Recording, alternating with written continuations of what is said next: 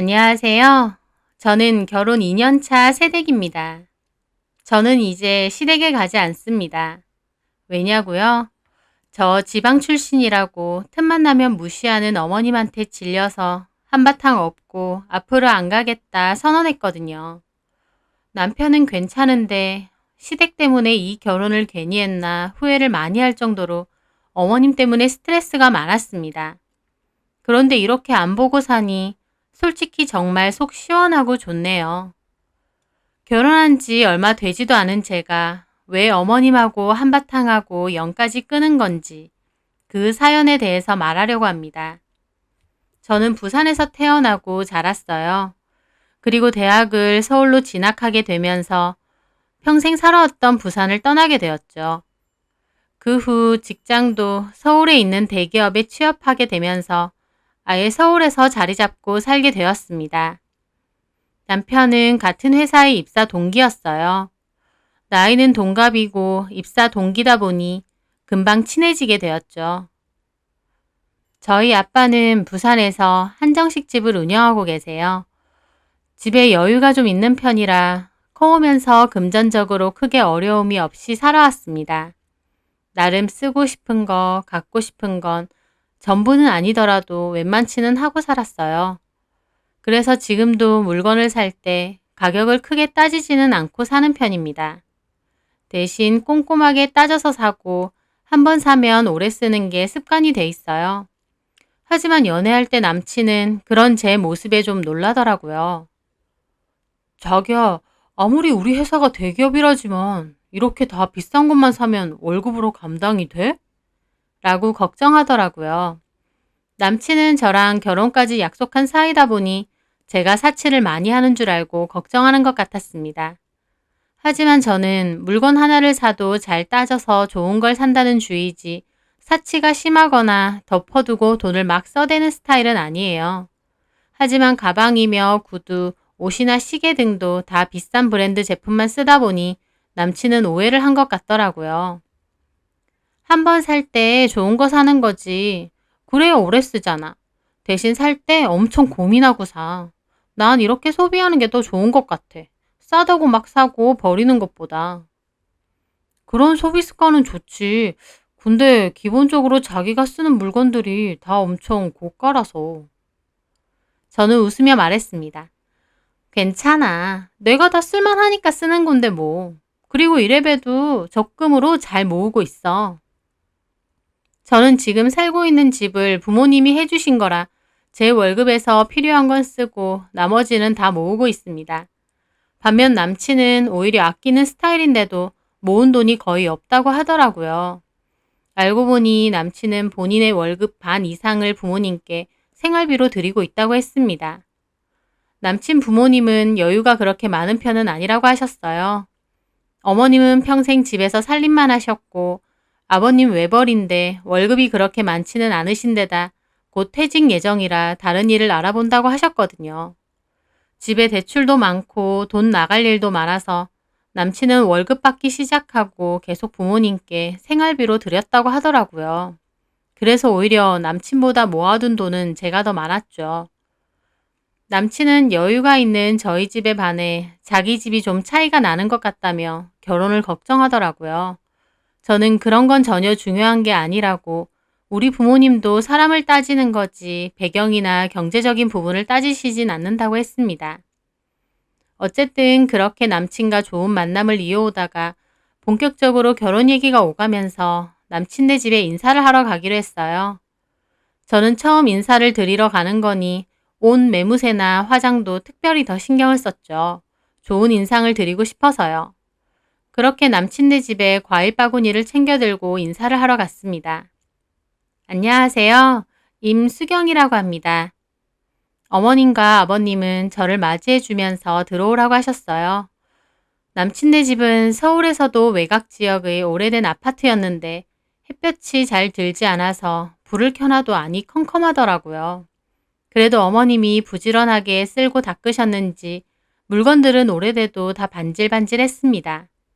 어머님이 인상도 좋아 보이시고 깔끔해 보이셔서 그때까진 좋은 느낌을 받았습니다. 그렇게 식사를 하면서 이런저런 얘기를 나누었어요. 그런데 어머님이 제가 말하는 걸 가만 보시더니 갑자기 피식 웃으시는 거예요. 저는 좀 당황스럽더라고요. 내 얼굴에 뭐라도 묻었나 생각하며 여쭤봤죠. 왜 그러세요, 어머님? 그런데 어머님 하시는 말은 좀 엉뚱하더라고요. 지석이한테 얘기 들었는데 지방에서 왔다며? 네, 부산이요. 아, 내가 모르는 척 하려고 해도 너무 웃겨서. 서울 말을 억지로 쓰려고 하는데 사투리가 너무 잘 들려. 그러면서 웃으시더라고요. 저는 그 순간 좀 민망하더라고요. 이런 자리에서 말투 지적을 받게 될 거라고는 생각도 못 했거든요. 대학교 때부터 지금까지 살면서 경상도 사투리를 쓰던 말투가 자연스럽게 많이 바뀌었죠. 그렇다 해도 원래 쓰던 사투리가 나오거나 억양이 좀 다른 건 분명히 있긴 한데 그걸 굳이 꼬집어서 얘기하는 사람은 처음 봤습니다. 저는 머쓱한 기분으로 대답했어요. 아, 그런가요? 억지로 서울말 쓰려고 하지 마요. 듣는 사람까지 어색해. 억지로 쓰려는 건 아니고요.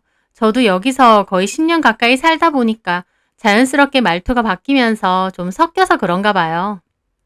티 많이 나. 내가 서울 토박이거든. 딱 들으면 알아. 많이. 어색해. 아, 예. 저는 말하는 거 가지고 왜 저러실까 싶었습니다. 저는 그냥 원래 말투로 했을 뿐인데 말할 때 일부러 사투리를 쓰란 말인가 싶더라고요. 그래서 일단 별말 없이 묵묵히 밥을 먹고 있었어요. 그런데 어머님이 서울 올라와 보니 신기한 거 많죠? 대뜸 그렇게 물으시더라고요.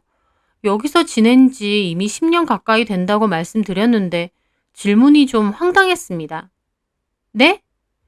시골 살다가 서울 올라오니 얼마나 눈 뒤집어질 거야. 부산이 시골인가요? 우리나라 제2의 도시인데요. 물론 서울 올라와 보니 볼 것도 많고 특히 문화생활이 지방과는 비교도 안 되게 많고 좋더라고요. 하지만 부산에도 나름 있을 건 다 있고 이미 저도 여기서 산지 꽤 시간이 지났는데 다짜고짜 저렇게 얘기하시니 좀 벙찌더라고요. 어머님, 아까도 말씀드렸지만 저 서울 올라온 지 꽤 됐어요. 대학교 입학하면서 올라왔었거든요. 어쨌든 신기한 거 많죠? 거긴 그런 거 없을 거 아니야. 어머님 부산 한 번도 안 와보셨어요? 제 말에 남친이 말하더라고요. 우리 엄마 어디 여행 가본 적도 없어. 어디 잘 안 다니시고 맨날 집에만 계셔. 남친의 말에 어머님이 웃으며 말하시더라고요. 나는 서울에서 벗어나 본 적이 없어. 완전 뼛속 깊이 서울 사람. 아, 예. 요즘같이 여행도 많이 다니는 시대에 다른 지역에 제대로 가본 적도 없다는 게 뭐가 그렇게 자랑이실까 싶었습니다. 그때 제가 든 생각은 어머님이 서울 부심이 장난 아니신 분이라는 거였습니다. 어쨌든 그렇게 식사를 끝내고 남친이 사온 크레이프 케이크를 먹었어요. 제가 맛있다고 남친한테 일부러 사가자고 한 거거든요.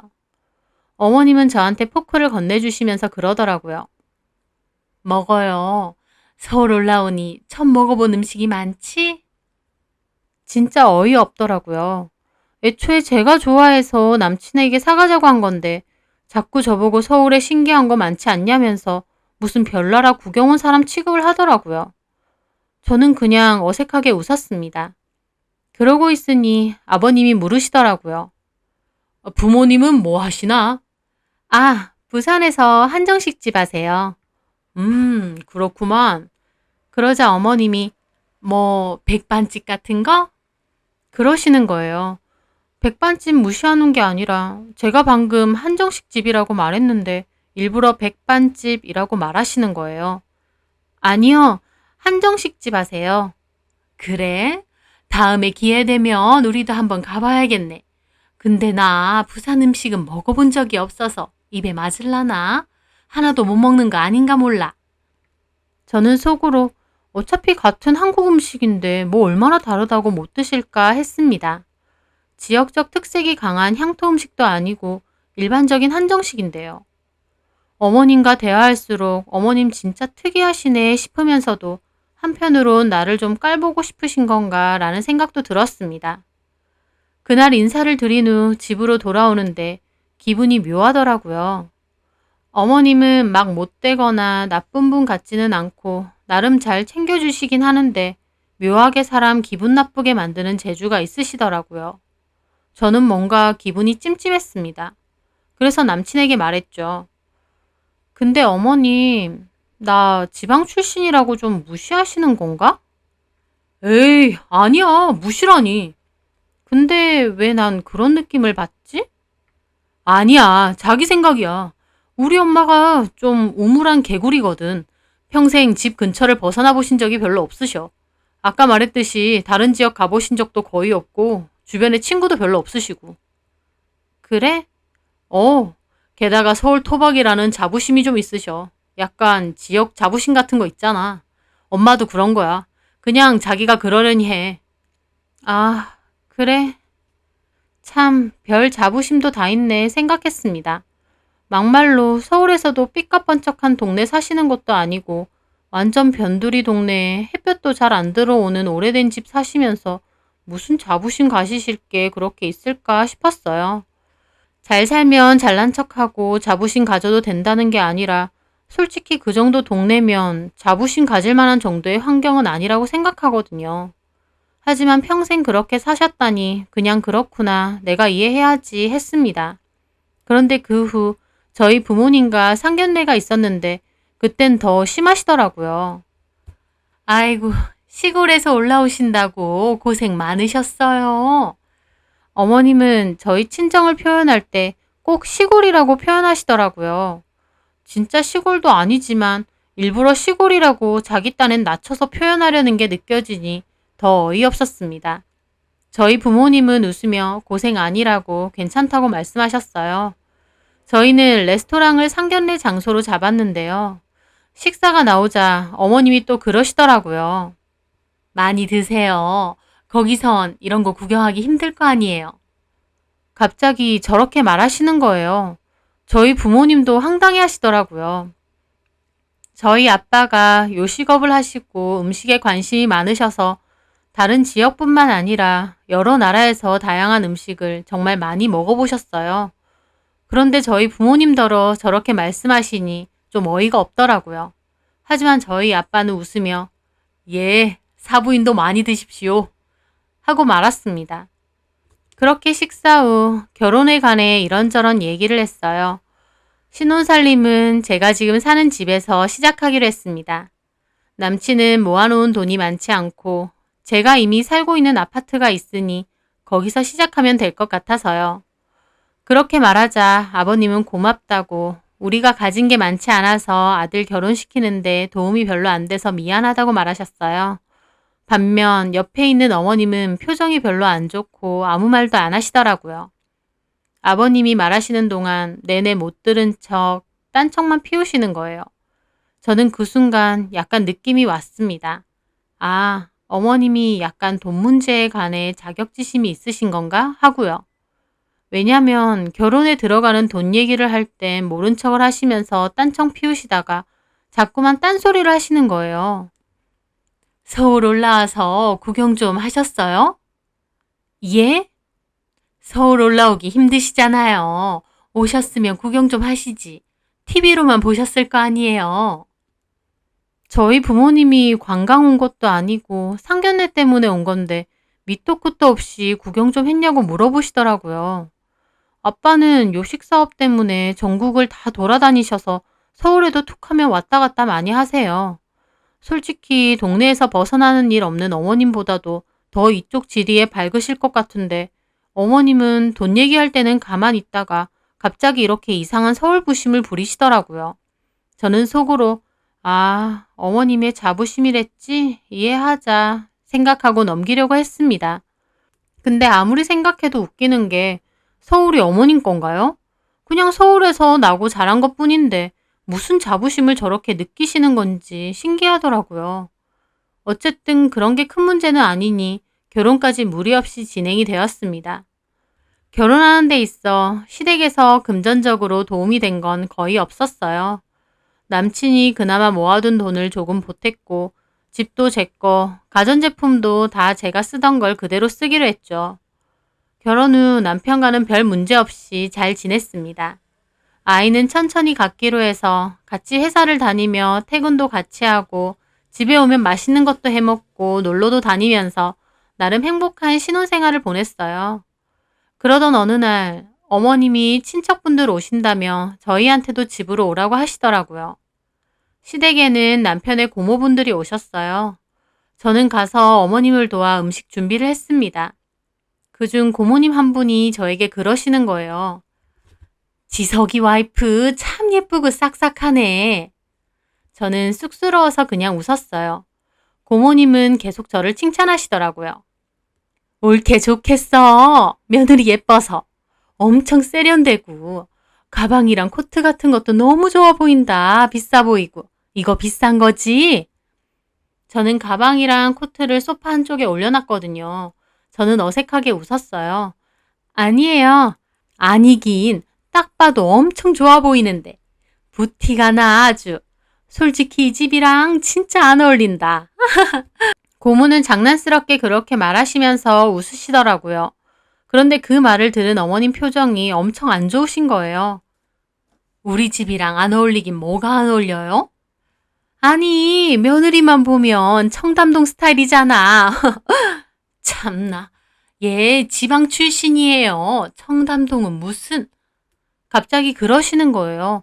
저는 좀 황당해서 어머님을 봤습니다.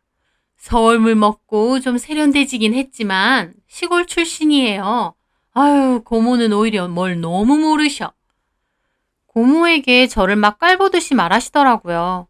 저도 순간 기분이 나빠서 표정이 굳었습니다. 고모님은 저에게 묻더군요. 어디 출신인데? 부산에서 나고 자랐어요. 부산이 무슨 시골이야. 옳게야말로 뭘 너무 모르네. 어머님은 그 말에 대꾸 없이 있으셨어요. 제가 시골 출신이면 무시해도 되나요? 고모님이 며느리 칭찬해 주시면 좋은 일이지. 왜 가만히 있는 저를 나서서 무시하시는 건지 황당하더라고요. 그렇게 고모님 포함 친척분들과 다 같이 식사를 하는데 바다로 놀러 가고 싶다 그런 얘기가 나왔어요. 그러자 어머님이 또 너는 바다는 실컷 봤겠다. 창문만 열면 바다일 거 아니야. 생선도 실컷 먹었겠네. 저희 집에선 바다 안 보여요. 부산인데 바다가 안 보여? 이상하네. 바다는 해운대나 기장 뭐 이런 쪽이고 제가 사는 동네는 바다 안 보여요. 부산 살면서 바다도 안 보이면 진짜 아무것도 볼 게 없겠네. 어머님은 그렇게 말하시더니 밥을 드시더라고요. 저는 어머님이 진짜 왜 이러나 싶었습니다. 그렇게 그날 저녁 집으로 돌아왔고 저는 남편에게 이런 얘기를 했어요. 남편은 그냥 웃더라고요. 웃을 일이 아니야. 나 기분 나쁘다니까? 말했잖아. 우리 엄마가 지금 사는 곳에서 안 벗어나서 다른 데를 잘 모르셔. 아니, 모르시는 건 그렇다 치는데 왜 무시를 하냐고 자꾸. 무시라기보다 잘 모르시니까. 뭘 자꾸 모르신대. 모르시면 그냥 가만히 있으시면 되는 건데 내가 아니라고 해도 끝까지 우기시고. 아, 진짜 좀 그래. 저는 왠지 어머님 만나는 게 점점 더 불편해졌어요. 자꾸 만나면 너는 시골 출신이라 이런 거 모르지? 이런 거 안 먹어봤지? 등등을 얘기하시니까요. 툭하놓고 남편보다도 어머님보다도 제가 훨씬 더 많이 알고 많이 먹어봤습니다. 그런데 이런 말을 하는 것조차 너무 유치하게 느껴지는 거예요. 무슨 초등학생이 나 이런 것도 먹어봤다, 우리 집에 이런 것도 있다 하는 것도 아니고. 그래서 그냥 어머님을 피하게 됐어요. 시댁에 갈 일이 있어도 웬만하면 핑계대고 안 가려고 하게 되고요. 그렇게 시간이 지나고 제 여동생이 결혼을 하게 되었어요. 같은 부산 남자랑 결혼을 하는 거라 저랑 남편 그리고 어머님 아버님도 부산으로 와 참석하기로 했죠. 여동생은 호텔에서 결혼식을 올리기로 했습니다. 어머님은 그 와중에도 거기도 호텔 있어? 관광 호텔 같은 건가? 하시더라고요. 어쨌든 그렇게 동생네 결혼식을 참석하게 되었습니다. 동생은 호텔에서도 제일 좋은 홀에서 식을 올렸어요. 어머님은 입을 삐죽이면서 여기도 이런 데가 있네 하시더라고요. 하지만 어머님도 본인이 생각했던 풍경과는 사뭇 다르니 좀 놀란 눈치였습니다. 그렇게 결혼식이 끝나고 동생 부부는 바로 공항으로 갔습니다. 저희 부모님은 시부모님께 말씀드렸어요. 바로 가셔야 되는 거 아니면 여기까지 오셨는데 구경도 좀 하시고 저녁은 저희 식당에서 드시고 올라가는 게 어떠세요? 아유, 그럼 좋죠, 저희는. 바다가 보고 싶다는 어머님의 말씀대로 해운대에 구경 갔다가 저녁 시간쯤 아빠가 하시는 한정식 집으로 갔습니다. 저희 아빠가 하시는 식당은 건물의 한 층을 한정식 식당으로 쓰시거든요. 고급스럽게 꾸며져 있는 입구부터 어머님은 놀라신 것 같더라고요. 어휴, 식당을 엄청 크게 하시네요. 하하, 아닙니다. 번화가라서 이런 곳은 월세만 해도 꽤 되겠어요. 그 말에 아빠가 웃으면서 말하셨어요. 제 건물이라서 괜찮습니다. 그 말에 어머님, 아버님 둘 다 눈이 휘둥그레지더라고요. 네? 이게 사돈 건물이라고요? 예, 한 층은 제가 식당으로 쓰고 나머지는 새를 놓고 있어요. 어휴, 사돈 어른께서 꽤 부자시네. 아닙니다. 부자는요, 무슨. 아빠 건물이라는 걸 알게 되자 어머님은 티날 정도로 몹시 띠꺼운 얼굴을 하고 계시더라고요. 며느리 친정이 여유가 있으면 좋은 거 아닌가요? 아들한테도 나쁠 거 없잖아요. 저는 어머님이 좀 이해가 안 되더라고요. 어쨌든 그렇게 저희는 룸으로 들어가 식사를 했습니다. 아버님은 너무 맛있고 고급스럽게 잘 나온다며 칭찬하시는데 어머님은 불퉁한 얼굴로 대꾸도 잘 안 하시고 식사도 하는 둥 마는 둥 이건 별로고 음식이 잘 안 넘어가고 어쩌고 하시더라고요. 그렇게 식사를 끝내고 인사 후 다시 차를 타고 올라가게 되었어요. 저희 동생 결혼식에 와주셔서 감사해요. 어머님 아버님 많이 피곤하시죠? 아니다. 지석이가 운전하고 우리는 자면서 왔는데 뭐. 재밌었다. 오랜만에 부산도 오고. 어머님은 뚱하게 바깥만 보고 계시더라고요. 그러더니 아버님이 건물 주셨네? 그러는 거예요. 예, 근데 건물이라고 해봤자 지방에 있는 거니까. 또 그러시는 거예요. 저는 진짜 짜증나더라고요. 엄청 좋아 보이던데 나는 사돈이 그렇게 큰 식당하고 건물도 갖고 계신지 몰랐다. 예, 우리 집이 상대적으로 너무 처지는 거 아닌가 몰라. 그런데 아버님 말에 어머님이 발끈해서 말하시더라고요. 처지긴 뭐가 처져요? 지방에서 비싸면 얼마나 비싼 건물이라고. 서울에 비하면 비쌀 것도 없을 거예요. 저는 속으로 그럼 어머님은 서울에 저런 건물이나 있으세요? 하고 싶었습니다. 유치하게 굴고 싶지 않은데 자존심 부리면서 남 깎아내리려는 어머님 모습이 참 보기 싫더라고요. 그런데 저희 집을 보고 난 후 어머님은 저에게 대하는 태도가 티날 정도로 쌀쌀맞아지셨어요. 남편한테 전화해서 수경이 걔는 잘났으면 얼마나 잘났냐고 시댁에 전화도 안 하고 잘 오지도 않느냐면서 따지셨다더라고요. 동생네 결혼식 간다고 다 함께 만난 지 2주밖에 안 됐는데 그 사이에 굳이 또 볼 일이 뭐가 있나 싶었습니다. 하지만 일단 화를 내시니 일부러 남편과 시댁에 자주 갔어요. 하지만 어머님은 뭔가 작정이라도 한 듯 제가 하는 행동이나 말에도 다 꼬투리를 잡으시더라고요. 저는 그런 게 다 스트레스여서 시댁에 정말 가기 싫었습니다. 그런데 이런 얘기를 제 친한 친구에게 다 했더니 친구 하는 소리가 너네 어머님, 너랑 너네 친정에 열등감 느끼시는 거네. 그러더라고요. 열등감? 그런 어른들 있어. 본인은 형편이 안 되니 유세 부리고 싶어도 부릴 건 없고 그 와중에 자존심은 엄청 세고 그러니까 그 말 같지도 않은 서울부심 부리시는 거지. 본인이 너나 너희 친정 부모님보다 낫다 싶은 게 서울 사는 거 그거 하나밖에 없다고 생각하시니까. 친구 말을 들으니 그런 것 같기도 했습니다. 딱 제가 느낀 게 그런 거였거든요.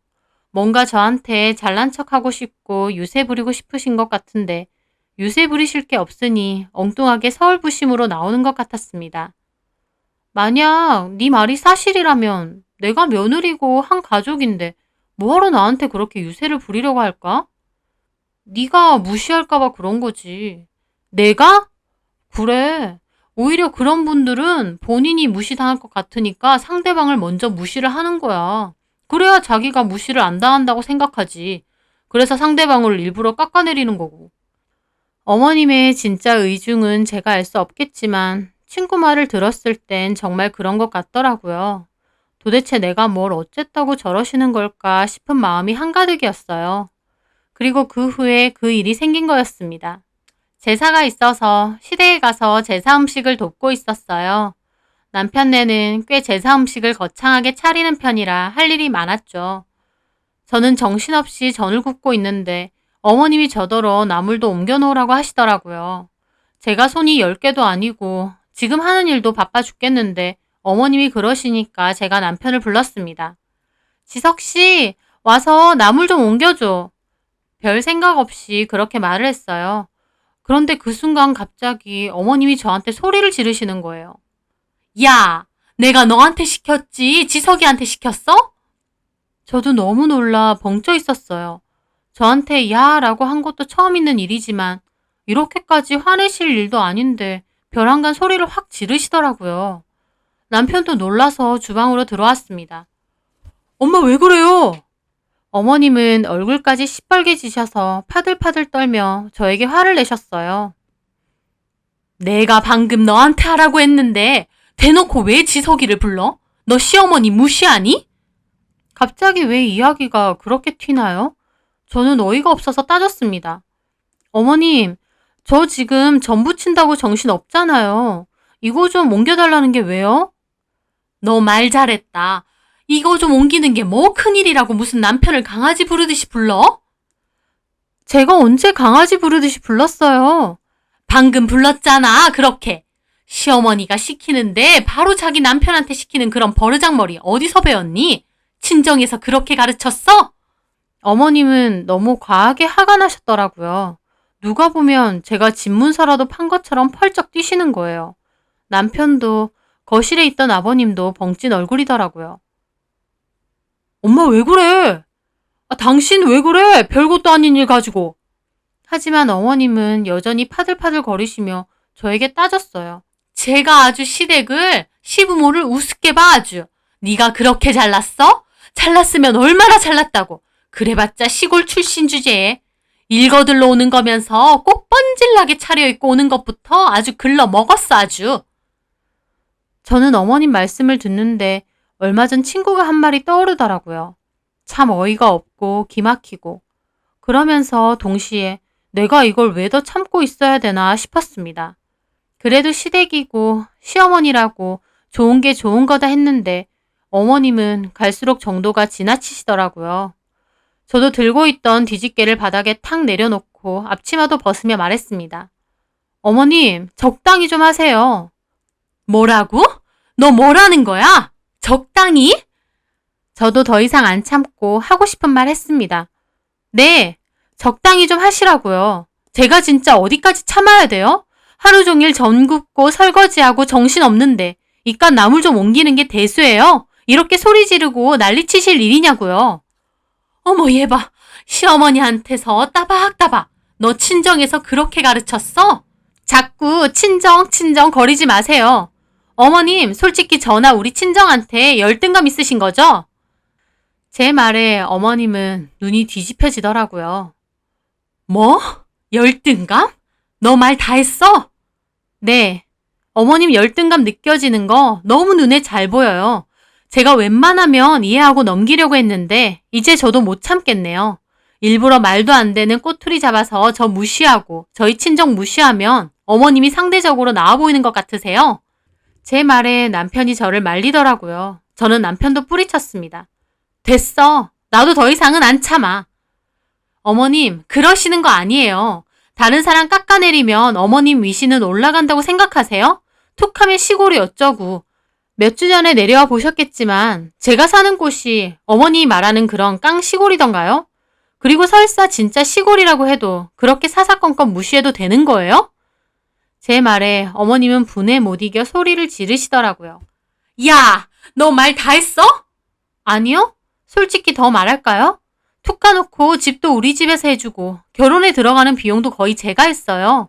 어머님 아들 거의 맨몸으로 장가온 거나 마찬가지예요.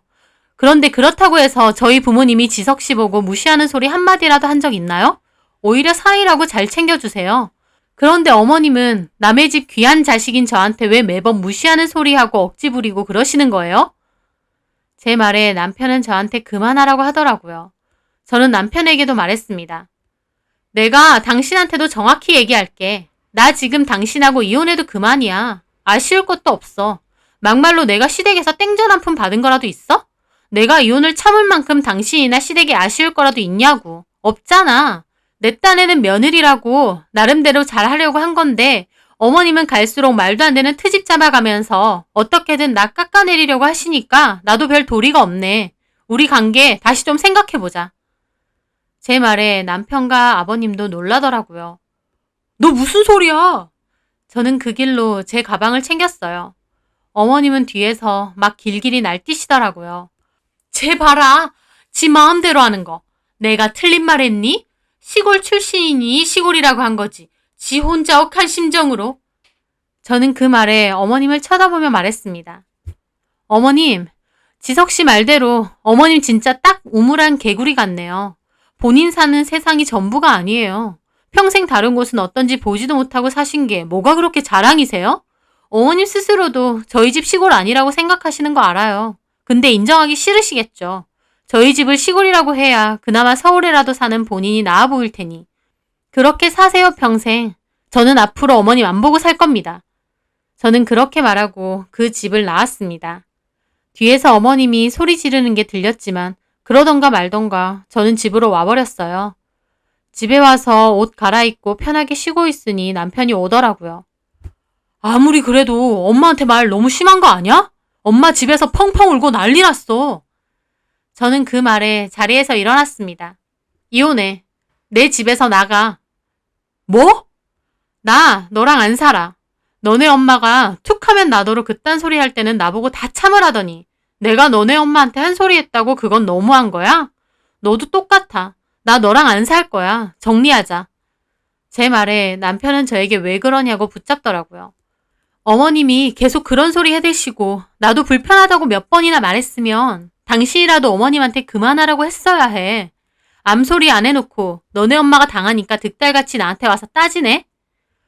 엄마는 원래 그런 사람이라고 했잖아. 원래 그런 사람이라는 말 좀 그만해. 나이가 들어도 잘못된 부분이 있으면 고치는 게 맞는 거야. 본인 기준에서 시골 출신이고 지방 출신이면 그렇게 무시해도 되는 거야? 내가 기분 나쁘다고 몇 번이나 말했잖아.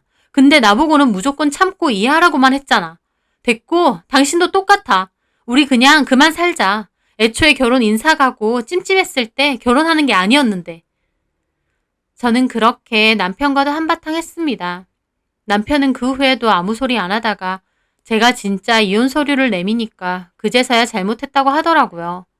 저는 됐고 이혼할 거라고 분명히 말했습니다. 남편은 계속 저에게 잘못했다고 했고 저는 그럼 앞으로 나는 어머님 안 보고 살겠다고 말했습니다. 남편은 알겠다고 했고요. 그 후로 시댁에 일이 있으면 남편만 가고 있어요. 어머님은 제가 오지도 않고 사과도 안 한다고 남편한테도 한바탕 난리치신 것 같은데 남편이 오히려 아들 이혼시키고 싶은 거냐고 뭐라고 해서 어머님도 더 이상 아무 소리 안 한다고 하시더라고요. 솔직히 안 보고 사니까 속이 다 편합니다. 제가 어머님의 무시해도 좋은 게 좋은 거다 하며 매번 웃고 넘기니까 저를 무시해도 되는 줄 아셨던 모양인데 어림도 없어요. 제가 이 결혼에서 참고 살아야 될 이유는 하나도 없는데요. 가끔 생각해보면 어머님은 집이 그나마 못 살고 저희한테 해준 게 없으니 그 정도지 만약 상황이 훨씬 나았더라면 저를 얼마나 더 개무시하고 업신여겼을까 싶더라고요. 일단 어머님 안 보고 사는 걸로 남편과 협의해서 그렇게 지내고 있지만 막말로 남편이 어머님 보러 가자고 하던가 저보고 먼저 사과하라고 하면 저도 안 참고 바로 이혼 도장 찍을 생각입니다. 안 보고 사니 너무 속 편하고 좋네요.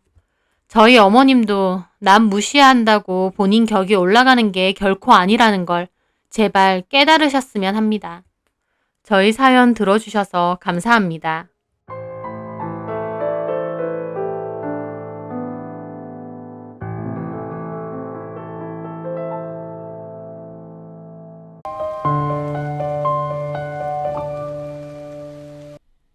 안녕하세요. 사연 많은 유튜브 구독자 여러분. 옛말에 머리 검은 짐승은 거두는 게 아니다 라는 말이 있죠. 저는 그 말이 참 야박하고 정없는 소리라고 생각했는데요. 그 옛말을 무시했다가 다시는 겪고 싶지 않은 기막힌 일을 겪고 말았습니다. 저에게 어떤 일이 있었는지 그 사연에 대해 말해보려 합니다. 저는 지방의 한 소도시에서 나고 자라 대학교에 오면서 서울에 정착해 잡지사 에디터로 일하고 있습니다. 집을 떠나온 지 꽤 되긴 했지만 그래도 엄마 아빠 뵈러 종종 고향으로 내려가곤 하는데요. 고향에 내려가면 친했던 동네 사람들이나 학교 친구들하고도 한 번씩 보곤 하죠. 유나라는 이름의 그 동생도 그랬습니다. 저희 엄마와 가장 친한 이모의 딸이었는데요. 저와는 5살 차이가 났습니다. 저는 외동이라 그런지 늘 동생을 갖고 싶어 했는데 어릴 때부터 저를 언니 하며 껌딱지처럼 따르던 유나가 꼭 친동생처럼 느껴질 때도 많아 예뻐하고 아꼈던 것 같아요. 제가 서울로 대학을 오고 나서도 유나는 방학 되면 버스를 타고 저희 자취방에 놀러와 며칠씩 함께 지내곤 했죠. 제 결혼식 때는 누구보다 축하도 많이 해주고 저희 신혼집에 놀러와서는 나도 언니처럼 서울에서 멋지게 살고 싶다며 눈을 반짝이기도 했습니다. 그러던 어느 날 취업 준비에 한창 바쁜 유나에게서 전화가 왔어요. 울음이 잔뜩 섞인 목소리였죠. 언니, 나 너무 속상해. 서울에 면접 보러 가는 것도 보통 일이 아니야. 다른 애들은 집에서 뜨끈한 밥 먹고 출발하는데 나는 새벽 버스가 없으니 전날부터 가서 찜질방에서 쪽잠 자고 가니까 컨디션이 좋을 리가 있겠어? 서울 사는 것도 스펙이라는 말이 뭔지 알 것 같아. 라더군요. 그맘때 유나는 서울로 취업을 하고 싶은데 면접조차 힘든 현실에 마음이 서글퍼했거든요. 안쓰러운 마음에 저도 같이 속상해하고 있었는데 며칠 뒤 유나가 다시 전화를 걸어 조심스럽게 부탁을 하는 겁니다. 저기 언니, 나 정말 염치 없는 거 아는데 딱 3개월만 언니 집에서 지내면서 취업 준비하면 안 될까? 여기서 왔다 갔다 하는 게 너무 힘들어서. 3개월만 해보고 안 되면 그냥 포기하고 고향에서 취업 자리 알아볼게. 언니 제발 나 한 번만 좀 도와주라. 라는 겁니다. 제가 혼자 살았더라면 유나가 말하기도 전에 먼저 올라와서 같이 지내자고 했을지도 모릅니다. 하지만 저는 이미 결혼을 했고 저 혼자가 아니라 남편이랑 같이 살고 있었거든요. 남편도 있는 신혼집인데 선뜻 그러라고 하기가 망설여지더라고요. 또 유나 입장에서도 제 남편이랑 같이 있어야 되는 건데 서로 불편할 것 같았죠. 그래서 좋게 거절했습니다. 하지만 유나는 엄청 서운해했고 그 뒤로는 제 연락도 잘 받지 않더군요. 저도 마음이 안 좋았고 불편했죠. 그러다 유나 엄마, 그러니까 저희 이모에게서 전화가 왔습니다. 유나가 상심이 크고 취업도 못할 거라며 맨날 눈물바람이라고 하더군요. 그러면서 미안하지만 딱 3개월만 좀 같이 살면 안 되느냐 하시더라고요. 그러면서 저희 엄마한테는 말하지 말고 비밀로 하자면서요. 저희 엄마 입장에서도 딸이 결혼해서 사이랑 둘이 살고 있는데 거기에 유나가 같이 산다고 하면 무조건 안 된다고 하실 거잖아요. 그러니까 저희 엄마한테는 말하지 말고 좀 그렇게 해주면 안 되겠느냐고 간곡히 부탁하시는 거죠.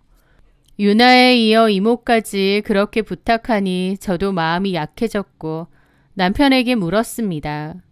그런데 마음 넓은 남편은 딱 3개월이라니까 우리가 좀 도와주자. 사실 3개월이면 방 구하기도 좀 애매하긴 하잖아. 모르는 사람도 아니고 당신한테는 친동생 같은 애라며. 난 괜찮아. 어차피 회사 다닌다고 집에도 저녁밖에 없는데 뭐. 라며 흔쾌히 허락해 주었습니다. 저는 남편에게 이해해줘서 너무 고맙다고 하면서 유나에게 저희 집에 와서 3개월 정도만 지내라고 했어요.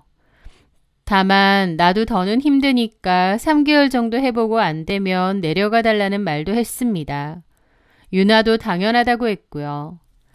그렇게 유나는 기뻐하며 짐을 싸서 바로 올라왔습니다. 그렇게 유나와 저희 부부의 어색한 동거가 시작된 거죠. 초반에는 유나와 남편 모두 서로를 무척 어색해했습니다. 남편은 퇴근하고 돌아오면 소파에 앉아 TV만 보고 유나는 자기 방에 틀어박혀 나오질 않았죠. 제가 저녁 식사를 차려 다 같이 모여도 두 사람 사이에는 정적만 흘렀습니다. 유나야, 밥 먹어. 형부 오셨어. 아, 네, 언니. 안녕하세요, 형부. 왔어. 배고플 텐데 얼른 밥 먹자. 남편도 유나도 숨막혀 보였죠. 저는 그런 남편에게 미안한 마음이 들었습니다. 나 때문에 자기 집에서 편히 쉬지도 못하고 괜히 불편하게 사는구나 싶어서요. 그런데 그 어색한 기류가 깨지는 사건이 있었습니다. 어느 주말 아침이었어요. 남편이 샤워를 하고 있는데 유나가 잠이 덜 깬 얼굴로 비척비척 걸어 나오다가 실수로 욕실 문을 벌컥 열어버린 겁니다. 깍 하는 유나의 짧은 비명과 함께 문이 쾅 닫혔죠. 거실로 나온 유나는 얼굴이 새빨개져서 어쩔 줄을 몰라 했습니다. 저도 미처 말릴 새도 없이 일어난 일이라 너무 당황했죠. 유나는 어떻게 소리를 연달아 하면서 미안해서 어쩔 줄 몰라 하더라고요. 어떡해 언니. 아휴, 조심 좀 하지. 물소리 못 들었어? 내가 잠이 덜 깨서 언니가 좀 얘기해 주지. 나는 네가 화장실로 가는 줄 몰랐어. 둘이서 그러고 있는데 잠시 후 샤워를 마친 남편이 나오더라고요. 유나는 눈도 못 마주치고 죄송하다고 했죠. 하지만 남편은 너털웃음을 짓더라고요. 괜찮아. 실수할 수도 있지 뭘. 그런 걸 가지고 그래. 일부러 그런 것도 아닌데. 나 괜찮으니까 신경 쓰지 마. 알았지? 저는 그런 남편의 모습을 보며 참 이해심이 많고 너그럽다고 생각했습니다. 제 남편이지만 정말 멋있어 보였고요. 유나도 남편의 그런 너그러운 태도에 긴장이 풀렸는지 그제야 고개를 들고 정말 죄송해요, 형부. 앞으로 조심할게요. 하고 기어 들어가는 목소리로 다시 사과를 하더군요. 그냥 웃고 넘어갈 만한 해프닝 같은 일이었죠. 그런데요, 그 후로 참 이상하더라고요. 공교롭게 그 욕실 문 사건 이후로 두 사람의 관계가 눈에 띄게 편안해진 거예요. 어색했던 침묵은 사라지고 거실에는 두 사람의 웃음소리가 자주 들려왔던 거죠. 이제는 저녁을 먹으면서 서로 장난도 치고 제가 알아듣지 못하는 이야기를 하기도 했습니다. 형부, 저번에 시켜 먹었던 그 아구찜 진짜 맛있었는데 오늘 저녁에 그것도 시켜 먹어요. 아, 그거? 좋지. 콜. 저는 언제 저렇게 두 사람이 친해졌지? 둘이서 아귀찜은 또 언제 시켜 먹은 거야? 싶어서 조금 의아하긴 했습니다. 하지만 어색하게 지내는 것보다는 서로 편해진 게 다행이다 싶었죠. 그때는 몰랐습니다. 제가 베푼 그 호의와 너그러움이 두 사람이 더 깊은 관계가 될 빌미를 제공하게 될 줄은요. 그 이상한 낌새를 본격적으로 눈치챈 건 저희 아파트 상가에서 세탁소를 운영하는 사장님 덕분이었습니다. 야근을 내내 하다가 오랜만에 집에 일찍 가는 길에 남편 와이셔츠를 찾으러 세탁소에 들렀습니다. 그런데 사장님이 저를 보며 무언가 할 말이 있는 듯 머뭇거리시더라고요. 저기 세대, 혹시 집에 무슨 일 있는 거 아니지? 네? 무슨 일이요? 사장님은 어리둥절한 얘기를 하시더라고요. 아이고, 내가 괜히 분란 만드는 건 아닌가 싶은데 자기 남편 요새 뭐 이상한 거 없어? 그게 무슨 말씀이세요? 실은 내가 며칠 전에 자기 남편이랑 어떤 젊은 아가씨랑 팔짱을 끼고 지나가는 걸 봤거든. 둘이서 뭐가 그렇게 좋은지 웃음이 끊기질 않더라고. 여기 아파트 정문으로 같이 들어가던데? 저는 그 말을 듣는 순간 유나인가 싶었습니다. 혹시 그 여자 단발머리였어요? 아마 그랬던 것 같아. 키는 자그마하고 아주 발랄하게 생겼던데. 역시나 유나였습니다. 집 근처에서 만났으면 같이 들어갈 수는 있는데 팔짱이라니요. 그건 좀 이상하더라고요. 아는 사람이야? 사장님의 물음에 저는 일단 적당히 둘러댔습니다. 괜히 안 좋게 소문이 나면 안 되니까요. 아, 집에 같이 사는 남편 사촌 동생이에요. 어릴 때부터 미국에서 살다 와서 성격이 좀 개방적이라 저한테도 그래요. 그래. 사촌 동생? 아이고, 난 또 괜히 오해했네. 미안해, 세대. 아니에요, 뭘. 저는 그렇게 둘러대긴 했지만 마음속은 폭풍처럼 휘몰아쳤습니다. 두 사람 사이가 그저 편해진 거라고만 생각했는데 사장님의 말을 듣고 나니 그들의 모든 행동이 의심스럽게 보이기 시작했거든요. 그렇게 찝찝한 기분으로 집에 돌아왔는데 유나는 아무렇지 않게 저를 맞이하더라고요. 언니, 왔어? 나 좋은 소식 있다. 얼마 전에 면접 본 IT 회사 오늘 임원 면접 보라고 연락 왔어. 나 이번엔 진짜 합격일지도 몰라. 뛸 듯이 기뻐하는 유나를 보니 제 의심이 쓸데없는 오해인가 싶기도 했습니다. 제가 아는 유나는 저를 배신할 아이가 아니었고 남편 역시 그럴 사람이 아니라고 생각했으니까요. 그리고 얼마 후 유나는 그토록 원하던 회사의 최종 합격 통보를 받았습니다. 저는 제 일처럼 기뻐하며 레스토랑을 예약했죠. 유나와 둘이서 축하 파티를 하려고요. 유나가 취업된 기념으로 제가 밥을 사려고 한 거죠. 그런데 막상 레스토랑에 도착하자 황당한 장면을 마주해야 했습니다. 분명 유나랑 둘이서 축하 파티를 하려고 한 건데 그곳에는 저희 남편이 먼저 와서 유나와 마주 앉아 웃으며 이야기를 나누고 있었거든요. 오빠가 여긴 어떻게 알고 왔어? 내가 연락 안 했는데. 유나가 오라고 연락했어. 좋은 일인데 다 같이 축하해야지. 왜 나한테는 연락 안 했어? 아니, 난 그냥 어쨌든 유나야 잘했다. 그 회사 들어가기 힘든 회사인데 기특하네. 그렇게 말하더니 남편은 아무렇지 않게 유나의 머리를 쓰다듬는 겁니다.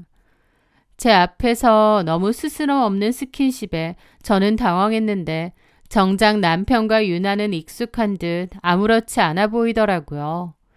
그 모습에 저는 또 충격을 받았죠. 기분이 너무 이상해서 그 자리에 잠시 멍해졌던 것 같아요. 두 사람 뭐지? 왜 스킨십이 아무렇지도 않지? 그리고 유나가 연락했다고? 언제 두 사람이 번호를 주고받았지? 그걸 나는 왜 모르고 있었지? 내가 너무 무심했나? 그런 복잡한 생각이 머리에서 얽혀 있었습니다. 하지만 제 그런 생각은 아랑곳 않고 유나는 해맑게 그러더군요. 언니는 왜 형부한테는 얘기 안 했어? 다 같이 보면 더 좋잖아. 그렇지. 저는 어색하게 웃었습니다. 하지만 기분은 너무 불쾌하고 안 좋았죠. 일단 주문을 하고 식사를 시작했지만 분위기는 제가 예상했던 것과는 완전히 달랐습니다. 식사를 하는 내내 남편은 제 속도 모르고 유나를 살뜰히 챙겨주는 거예요. 유나도 남편의 챙김이 익숙해 보이고요. 유나야, 이제 사회생활 시작하면 힘든 일도 많을 거야. 선배들이 괴롭히거나 어려운 일 있으면 언제든지 형부한테 얘기해. 형부가 그래도 사회생활 오래 했으니 조언도 해주고 도움 줄 수 있는 건 많이 도와줄 테니까. 진짜요? 아, 너무 든든하다. 안 그래도 저번에 치킨 먹을 때 형부가 면접 보는 거 꿀팁 저한테 많이 알려주셨잖아요. 그게 저한테 얼마나 도움이 됐다고요. 그러는 겁니다. 황당했죠. 저는 전혀 모르는 이야기였습니다. 제가 마감 때문에 회사에서 밤을 새우며 일하는 동안 두 사람은 집에서 야식까지 시켜 먹으며 자기들만의 시간을 보냈던 겁니다.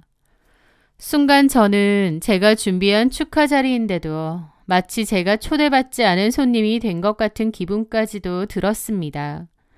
그 정도로 그 두 사람이 오히려 가까워 보였거든요. 내가 너무 예민한 건가? 그 생각만 하면서 애써 미소를 지으며 스테이크를 써는데 남편이 또다시 유나에게 말을 걸었습니다. 이제 취업도 됐으니 돈 열심히 벌어서 형부 같은 남자 만나서 시집 가야지. 에이, 형부 같은 남자가 세상에 또 어디 있겠어요. 자상하고 능력 있고 유머 감각까지. 그러고 보면 언니는 진짜 전생에 나라를 구했나 봐요. 예전에 고향 살 때도 언니는 늘 똑똑하고 잘나 보였거든요. 아, 언니는 항상 좋은 선택만 하는구나. 그런 생각 많이 했는데 형부 같은 남자 선택한 거 보면 결혼까지 진짜 잘한 것 같아요. 언니 안목 최고. 아, 무슨 그렇게까지 사람을 띄워줘. 부끄럽게. 그리고 유나, 너도 좋은 사람 만날 수 있어. 너도 얼마나 괜찮은 여잔데. 라면서 서로 칭찬하고 난리 났더라고요. 심지어 유나는 그렇게 말하며 남편에게서 눈을 떼지 못했고 저는 그것을 분명히 보았습니다. 그 노골적인 시선과 칭찬에 남편 역시 아주 만족스러운 표정을 지었고요. 이것들이 진짜 뭐 하나 싶더라고요. 저도 자리 잡으면 딱 형부 같은 스타일 좀 소개시켜 주세요. 알았죠? 알았어. 저는 더 이상 참지 못하고 대화에 끼어들었습니다. 음식 식겠다. 어서 먹어. 하지만 두 사람은 제 말을 못 들은 척 자기들의 대화를 이어갔습니다. 형부가 우리 유나 좋은 사람 생길 때까지 옆에서 든든하게 지켜줘야겠다. 진짜요? 약속하세요. 유나는 남편을 향해 새끼손가락까지 내밀었고 남편은 웃으며 그 손가락을 걸었습니다. 그 모습을 보는 순간 포크를 쥔 제 손에 힘이 들어갔습니다. 제가 아는 유나는 아무리 친해도 형부에게 저렇게까지 꼬리를 치며 애교를 부리는 아이가 아니었습니다. 그런데 어딘가 모르게 저를 은근히 약올리는 듯한 그 말투와 눈빛, 그 모습이 제가 알던 유나 같지 않고 몹시 낯설고 불편하게 느껴지더군요. 그날 저녁은 제 인생에서 가장 길고 맛없고 불쾌한 식사 시간이었습니다. 그 일이 있고 며칠 뒤 남편이 제게 말하더라고요. 여보, 유나 말이야. 이제 취업했으니 돈 좀 모아서 집 구할 때까지는 우리가 데리고 있는 게 어때? 당장 살 곳 구하기도 힘들고 아무데나 보낼 수도 없잖아. 저는 그 말에 놀랐습니다. 예전 같았으면 제가 먼저 했을 그 말을 남편이 먼저 꺼내니 뭔가 섬뜩하더군요. 우리가 왜? 3개월만 봐주기로 한 걸로 서로 약속했잖아. 이제 취업했으면 자기 살 곳은 알아서 찾겠지. 저는 저도 모르게 냉정한 말이 튀어나왔습니다. 남편도 놀란 표정이더라고요. 뭘 그렇게 냉정하게 말해. 남도 아니고. 왜 남이 아니야. 막말로 친동생도 아닌데. 그냥 고향 선배 언니인데 3개월 살게 해준 거면 넘치게 다 해준 거지. 이제 지가 알아서 하라 그래. 아유, 무섭다 자기. 유나한테 뭐 화난 거 있어? 화날 게 뭐 있어. 애초에 3개월 살기로 약속했으니까 이제 나가는 게 맞다 이거지. 말 나온 김에 얘기해야겠네. 저는 그날 바로 유나에게 집을 알아보라고 통보했습니다. 그런데 유나는 몹시 섭섭하다는 얼굴로 당장 어떻게 집을 구하느냐고 불쌍한 표정을 짓더라고요. 하지만 저는 더 이상 그 둘을 한 집에서 보고 싶지 않았습니다. 그렇게 저는 유나에게 나가서 살 것을 통보했는데 그날 밤이었어요. 저는 잠을 자다가 문득 목이 말라서 잠시 깼는데 옆자리에 남편이 없더라고요.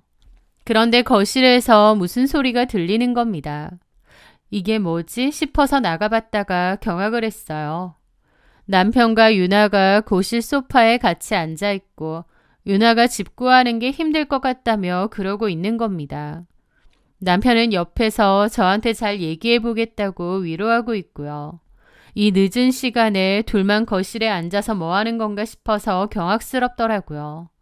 당장이라도 뛰쳐나가 지금 뭐들 하는 거냐 따지려다가 가까스로 참았습니다. 어쩌면 저 둘 사이가 내가 생각하는 것 이상의 사이일지도 모른다는 생각이 들었거든요. 그 생각이 들자 가슴이 철렁하더군요. 그러면서 여기서 내가 나서면 내가 집 나가라고 한 것 때문에 위로해 주는 거 아니냐면서 뻔뻔하게 나올 것 같았습니다. 그래서 저는 순간 욱하는 감정을 누르고 다시 침대로 돌아왔죠. 당연히 잠은 오지 않았고 저 두 사람 사이가 뭘까 내 눈으로 직접 확인해야겠다는 생각이 들었습니다. 이렇게 찝찝한 기분으로 전전긍긍할 바에야 차라리 어떤 방식으로든 진실을 확인하는 게 나을 것 같더라고요. 그리고 저는 그날 당장 인터넷으로 크기가 아주 작은 녹음기를 주문해서 회사로 받았습니다. 그리고 다음 날 거실 책장에 녹음기를 켜둔 채 잘 숨기고 출근했죠. 그날따라 일이 손에 잡히지 않았습니다. 아무것도 아니기를, 제발 내 의심이 틀렸기를 빌고 또 빌었어요. 일부러 밤 10시가 다 되어 집에 들어갔고 새벽이 되기를 기다려 몰래 녹음기를 빼내어 작은 방으로 갔죠. 노트북에 연결하고 이어폰을 챙겨 떨리는 손으로 녹음 파일을 재생시켰습니다.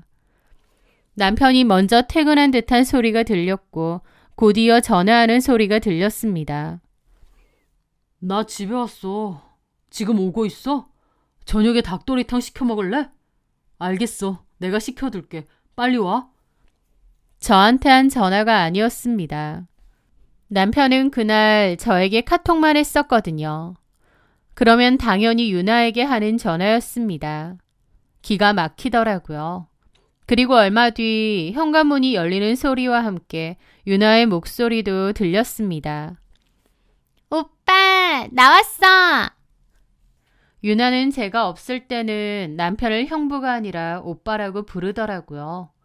그것도 어이가 없는데 뒤이어 남편의 말은 더 가관이었습니다. 우리 애기 왔어? 힘들었지? 괜찮아. 닭도리탕 시켰어? 아직 안 왔어. 옷 갈아입고 와. 오면 내가 받아서 차려놓을게. 땡큐 오빠. 남편은 유나더러 애기라는 애칭까지 부르면서 엄청나게 가깝고 친해 보였습니다. 제 예상처럼 그 둘은 보통 사이가 아닌 듯 했죠. 심장이 터질 듯이 뛰더라고요. 저는 좀 더 그 두 사람의 녹음에 집중을 했습니다. 잠시 후 두 사람이 밥을 먹으며 나누는 대화 소리가 들려오는데 그 내용이야말로 충격 그 자체였습니다.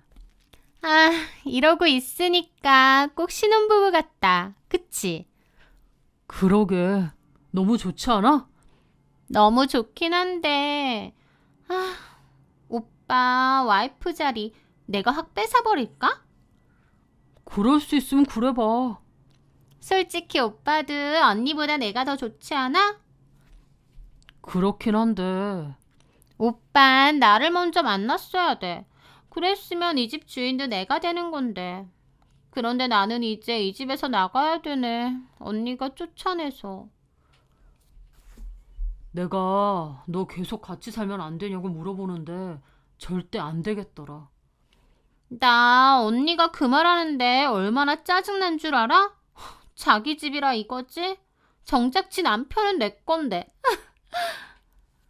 유나의 말을 듣는데 온몸이 떨리고 머리가 어질어질했습니다. 이게 정말 내가 친동생 마냥 아끼고 챙겼던 유나가 맞나 싶더라고요. 게다가 거기서 남편은 좋다고 실실대고 있고요. 오빠, 그냥 언니랑 이혼하면 안 돼? 그리고 나랑 살자. 어떻게 그래? 결혼한 지 얼마나 됐다고. 언니보다 내가 좋다며. 그렇긴 한데 현실적으로 생각도 해야지. 물론 나도 여자로서 네가 더 좋아. 저는 도저히 더 들을 수가 없어서 이어폰을 빼버렸습니다. 믿었던 두 사람에게 받은 배신감에 숨이 쉬어지지 않는 거예요. 당장이라도 뛰쳐나가 두 사람의 머리채를 잡고 무릎 꿇리고 싶었지만 참고 또 참았습니다. 이럴 때일수록 섣불리 행동하면 안 된다는 걸 알았거든요. 그날 이후 저는 지독한 몸살을 앓았습니다. 몸보다 마음이 더 아프고 괴로웠죠. 그 와중에도 남편과 유나는 제 옆에서 걱정하는 척 연기를 하더군요. 그 모습이 너무나 역겨웠습니다. 저는 이를 악물고 더 확실한 증거를 잡기로 했습니다. 며칠 뒤 몸이 회복되자 저는 거실 책장 액자 사이에 작은 녹화캠을 몰래 설치했습니다. 음성 말고 아예 영상으로 찍기로 한 거죠. 그리고 두 사람에게 야근 때문에 늦는다고 거짓말을 했고요. 그날 밤 제가 확인한 영상 속에서 두 사람은 아주 행복해 보였습니다.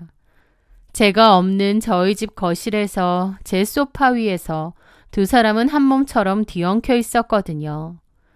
남편은 제게 한 번도 보여준 적 없는 아주 다정하고 끈적한 눈빛으로 유나를 바라보고 있었고 유나도 마찬가지더라고요. 두 사람은 서로를 껴안고 스킨십하고 아주 난리가 아니었습니다. 그들이 앉아 서로 껴안고 난리 부르스를 치는 그 자리는 제가 늘 남편 옆에 앉아 함께 TV를 보던 바로 그 자리였죠. 오빠, 언니는 우리가 이러는 거 꿈에도 모르겠지? 그렇겠지? 좀 둔한 사람이잖아. 두 사람은 저를 조롱하며 다시 스킨십을 벌였습니다. 저는 속에서부터 역한 것이 치밀어 올라 화장실로 달려가 헛구역질을 했습니다. 눈물도 나오지 않았습니다. 너무 큰 충격과 배신감 앞에서는 눈물조차 사치였습니다. 오직 차가운 분노만이 제 온몸을 휘감았죠. 저는 그 영상을 제 휴대폰에 저장하면서 이를 바득바득 갈았습니다. 내 인생이 망가지는 한이 있더라도 저것들의 인생도 반드시 내가 겪은 고통의 몇 배로 망가뜨려 주겠다고요. 그날 밤 저는 뜬 눈으로 밤을 새웠습니다. 그리고 다음 날 아침 아무것도 모르는 척 주방으로 나갔을 때 먼저 일어나 아침을 먹고 있는 두 사람의 뒷모습을 보았습니다. 언니, 어제 늦게까지 일했어? 피곤해 보여. 그러게 여보. 얼굴이 왜 이렇게 안 좋아? 과로하지 말고 쉬엄쉬엄해. 저를 걱정하는 척하는 그 위선적인 모습에 저는 그 자리에서 소리를 지르며 모든 걸 뒤엎어버리고 싶었지만 가까스로 참아냈습니다. 지금은 때가 아니었거든요. 그리고 저는 그날 바로 회사에 연차를 냈고 유능하다는 이혼 전문 변호사의 사무실을 찾아갔습니다. 상담실에 마주 앉은 변호사 앞에서 저는 아무 말 없이 제 녹음과 영상을 재생시켰습니다. 음성 녹음 파일과 영상을 다 본 변호사님은 안경을 고쳤으며 낮은 목소리로 말했습니다. 외도하는 행위 자체가 찍혔으니 두 사람 다 변명의 여지가 없겠군요. 저는 변호사에게 제가 원하는 바를 정확히 전달했습니다. 남편과는 이혼할 겁니다. 그리고 두 사람 모두에게 제가 받은 고통에 대한 대가를 치르게 하고 싶어요. 채윤아란 저 아이에게는 상간소송을 진행해 주세요. 소장은 저 아이의 본가 주소로 보내주시고요. 부모님도 아셔야죠. 자기 딸이 남의 집에서 무슨 짓을 하고 살았는지.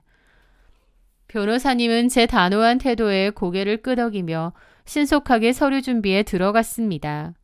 그리고 며칠 뒤 이혼 소장과 상간녀 소장이 동시에 접수되었죠. 저는 그 며칠 동안 집에서는 아무것도 모르는 척 두 사람을 대했습니다.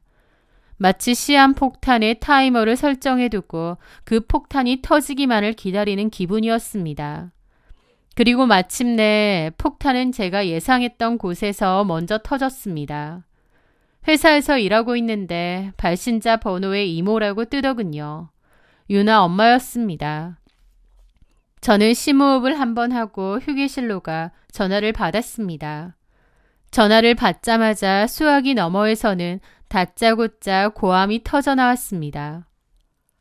지아나, 너 이게 무슨 짓이냐? 법원에서 상간 소장이라는 게 왔는데 이게 다 무슨 소리야? 우리 유나가 네 남편이랑 바람이라도 폈다는 거야? 네, 이모. 사실이에요. 머리 검은 짐승을 거두는 게 아니라는데 제가 어리석었네요. 말도 안 되는 소리. 네가 뭘 단단히 오해했겠지. 우리 유나가 그럴 애가 아니야. 너 제정신이야? 앞길 창창한 애한테 어떻게 이런 걸 보내? 팔은 안으로 굽는다고 자기 자식 편부터 들더군요. 모정은 이해하지만 상황 파악도 못하고 저를 몰아세우는 말에 저 역시 화가 치밀었습니다. 이모, 저라고 아무 증거도 없이 이러는 것 같으세요? 지금 제일 힘든 사람이 누굴 것 같으세요? 뭐가 힘들어? 네가 남편 단속을 잘못해서 밖으로 나돌게 한 모양인데 왜 뭔 우리 딸을 잡아? 네 남편이 바람을 피우든 말든 그건 모르겠는데 우리 유나는 아니야. 너 증거 있니? 증거도 없으면서 앞길 창창한 애 막으려고 그래? 그 말을 듣는 순간 머릿속에서 무언가 뚝 하고 끊어지는 기분이었습니다. 증거요? 알겠습니다. 확인하게 해드릴게요.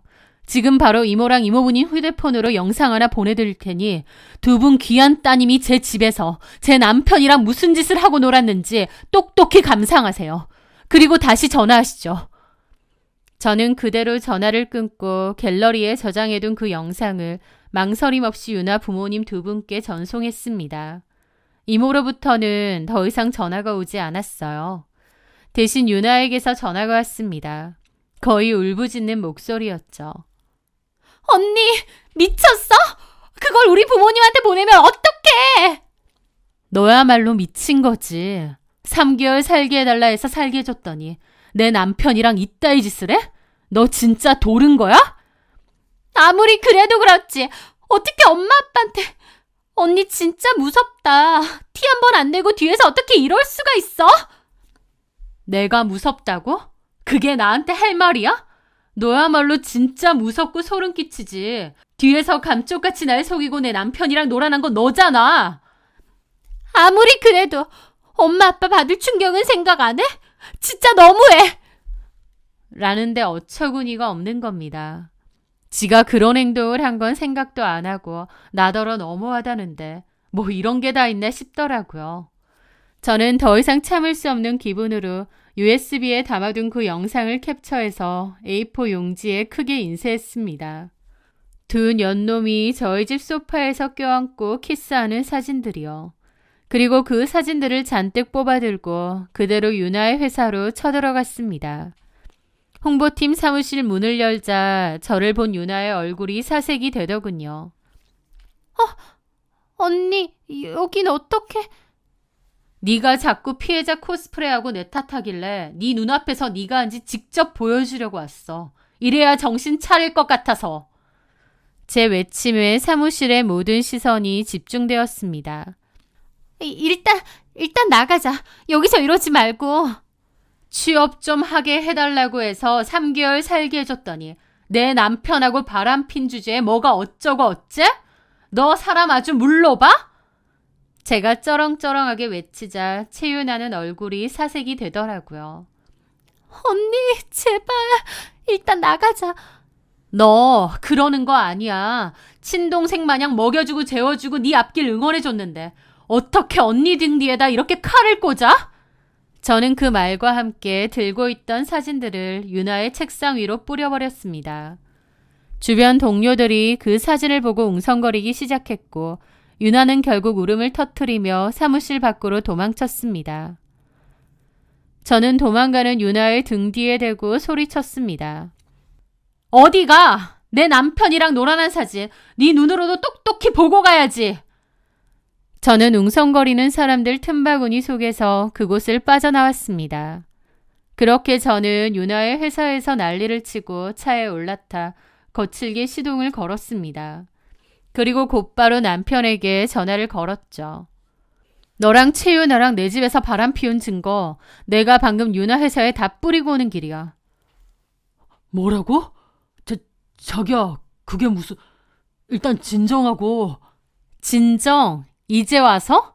너희 회사에도 가서 뿌려줄까? 내가 지금 뽑아온 게 몇 장 없어서 못 가는 걸 감사하게 생각해. 우린 이혼이야. 더 이상 할 말 없으니까 끊어. 저는 그대로 전화를 끊고 집으로 향했습니다. 집에 도착한 저는 더 이상 울지 않았습니다. 대신 가장 큰 여행 가방과 쓰레기 봉투를 꺼내 들고 남편의 옷방으로 들어갔습니다. 제가 사준 옷들, 그가 아끼던 넥타이들, 주말마다 입고 나가던 골프웨어까지 그의 모든 것을 미련 없이 가방과 쓰레기 봉투에 쓸어 담았습니다. 화장실에 가서는 나란히 놓여있던 칫솔 중 그의 것을 뽑아 쓰레기통에 내동댕이 쳤습니다. 그렇게 제 공간에서 그의 흔적을 하나하나 지워 나간 거죠. 그렇게 한참 짐을 싸고 있는데 현관문이 벌컥 열리며 남편이 헐레벌떡 뛰어 들어왔습니다.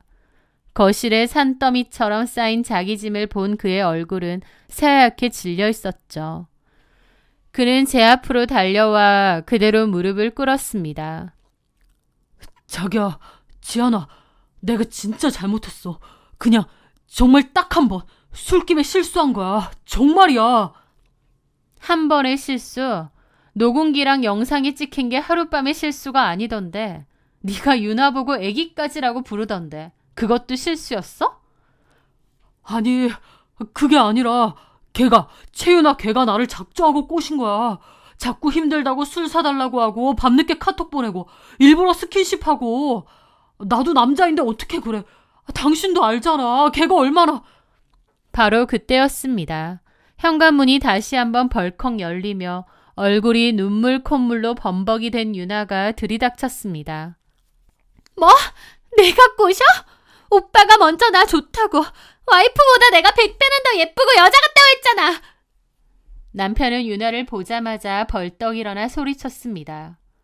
이 미친년아, 내가 언제? 네가 먼저 이혼하고 장이랑 살자고 나한테 맨날 매달렸잖아. 너 때문에 이게 다 뭐야? 뭐? 웃기지 마. 오빠가 먼저 언니는 둔하고 여성스럽지도 않아서 같이 사는 거 재미없다고 했잖아. 야, 웃기지 마. 네가 먼저 나한테 꼬리 쳤잖아. 라면서 서로 삿대질하고 싸우는데 아주 개판 그 자체였습니다. 두 사람은 서로에게 책임을 떠넘기며 저를 가운데에 두고 삿대질과 고성을 주고받았거든요. 저는 그 지옥 같은 아수라장을 잠시 지켜보았습니다. 그리고 단호한 목소리로 말했죠. 참 잘 어울린다. 그 순간 두 사람의 시선이 전부 제게로 향했습니다. 야, 채윤아, 네가 그렇게 원하는 내 남편, 너 가져. 그리고 당신이 그렇게 좋다는 채윤아랑 평생 살아. 그리고 이 집에서 당장 꺼져. 나 너랑 이혼할 거고 위자료 소송도 끝까지 갈 거야. 이 집에서 너네들 흔적 먼지 한 톨도 남기지 말고 싹 다 가지고 꺼지라고. 그게 저의 마지막 말이었습니다. 남편과 채윤아는 쫓기듯이 집에서 나갔죠. 그리고 기나긴 재판 끝에 저는 이혼에 성공하고 두 사람에게서 충분한 위자료도 받아냈습니다. 법정에서도 두 사람은 서로에게 잘못을 떠넘기기 바빴고 제가 제출한 영상과 녹취 증거 앞에서 판사님은 혀를 내두르셨죠. 후일담이지만 제가 유난의 회사에 찾아가서 뒤엎은 일 때문에 유나는 결국 힘들게 들어간 그 회사를 그만두고 고향으로 내려갔다고 합니다. 게다가 고향 동네에서도 소문이 쫙 퍼져서 유난의 부모님은 동네 창피해서 가게도 내놓고 이사 준비를 한다는 얘기를 전해 들었죠. 그토록 아끼던 동생이었는데 이렇게 된 게 안타까우면서도 이제라도 그 실체를 알게 된 걸 다행이라는 생각도 듭니다. 그리고 그 일로 유난의 부모님이 남편 회사를 찾아가서 한바탕 난리를 쳤다고 하더라고요. 순진한 처녀 꼬드겨 놓고 인생 말아먹어 놓고 너는 아무렇지 않게 회사 생활하면서 살고 있느냐고요. 그 일로 남편 회사 일까지 다 소문이 퍼졌고 남편도 결국 회사에서 징계받고 휴직 중이라고 하더군요. 그리고 남편은 그 일로 유난의 부모님을 명예훼손으로 고소했고 서로 법적인 다툼을 벌인다고 했습니다. 제가 빠져줬으니 지네 둘이 살면 되는데 그렇게는 안 하는 게 참 어이가 없네요. 남편이 참 다정하고 배려심 많은 사람이라 생각했는데 이제 와서 보니 제 동네 후배에게 흑심이나 품는 징그러운 인간이라는 생각이 듭니다. 그런 인간들하고 손절하게 된 게 제 인생에서 보면 참 다행이 아닌가 싶어요. 그동안 너무 힘든 시간이었지만 이제는 잊고 살려고 합니다. 제 사연을 들으시는 분들 중 힘든 일이 있으시다면 끝은 반드시 올 테니 꿋꿋이 잘 버티시라고 말씀드리고 싶어요. 제가 그랬듯이요. 제 사연 들어주셔서 감사합니다.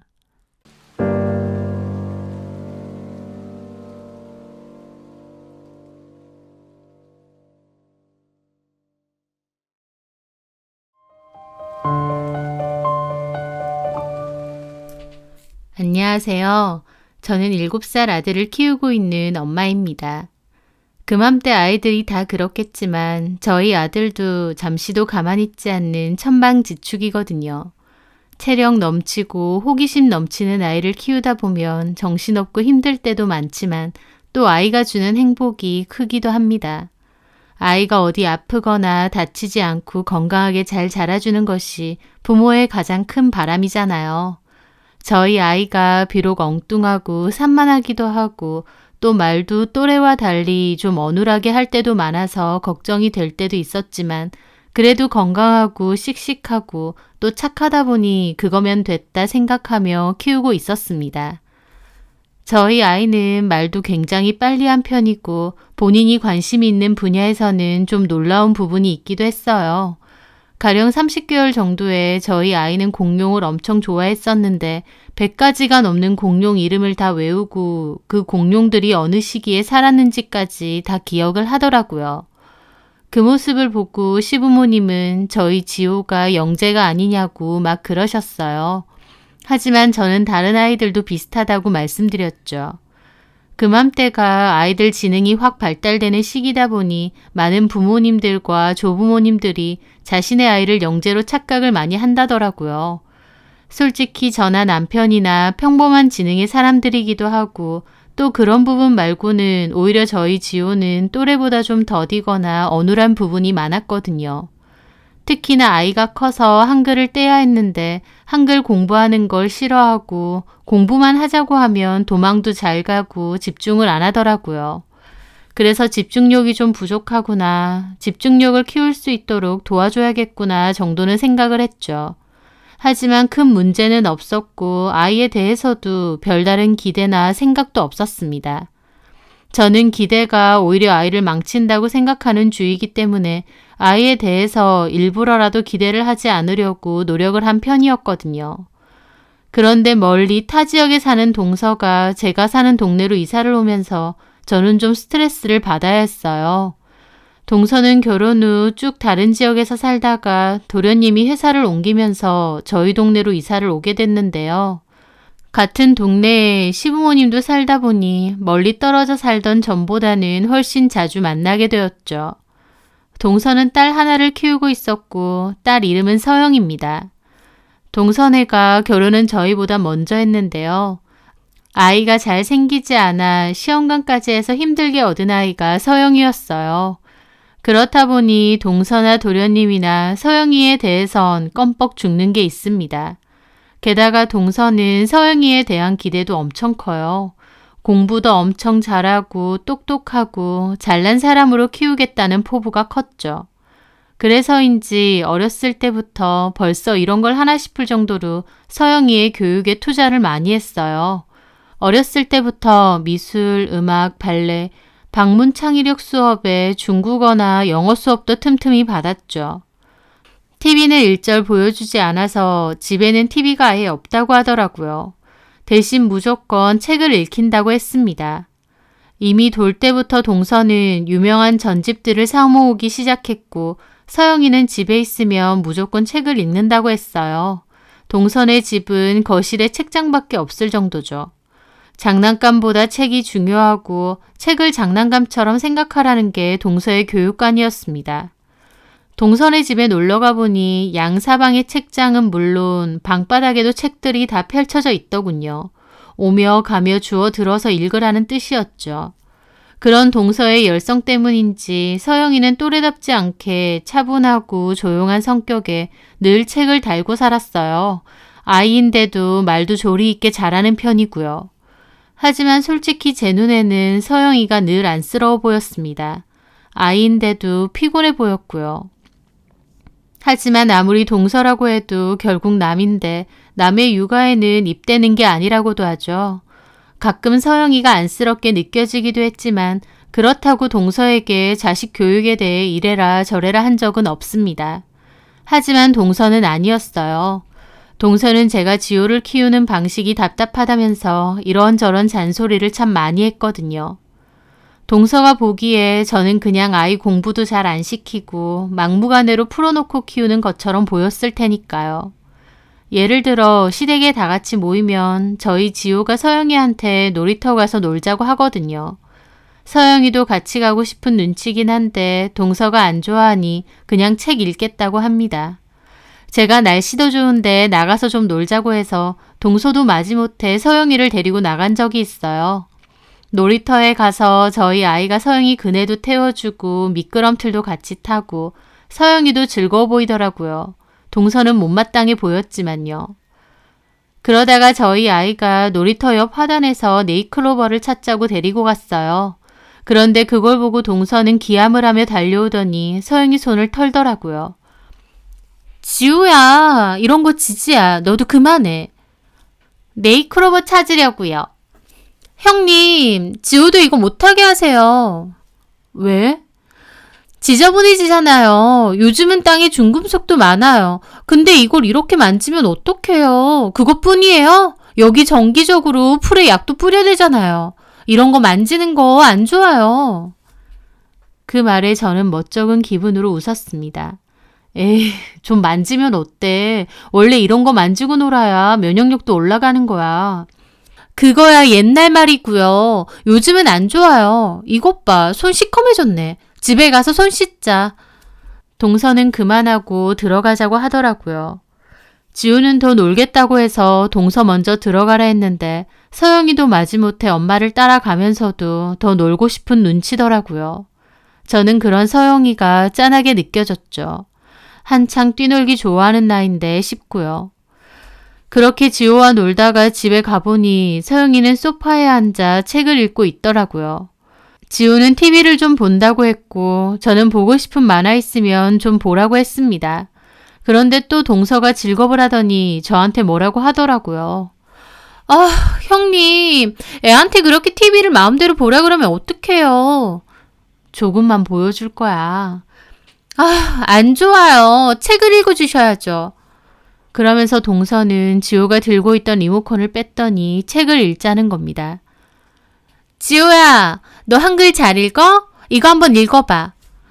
그래서 저희 아이가 더듬더듬 읽다 보니 동서는 큰일이라도 난 양 또 즐겁을 하며 아이를 보는 겁니다. 이제 지호도 초등학생인데 이렇게 더듬더듬 읽으면 어떡해. 세상에. 저희 아이도 머쓱해하길래 저도 그냥 웃으며 말했죠.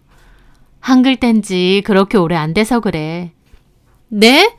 초등학교 1학년인데 한글 다 뗀 지 얼마 안 됐다고요?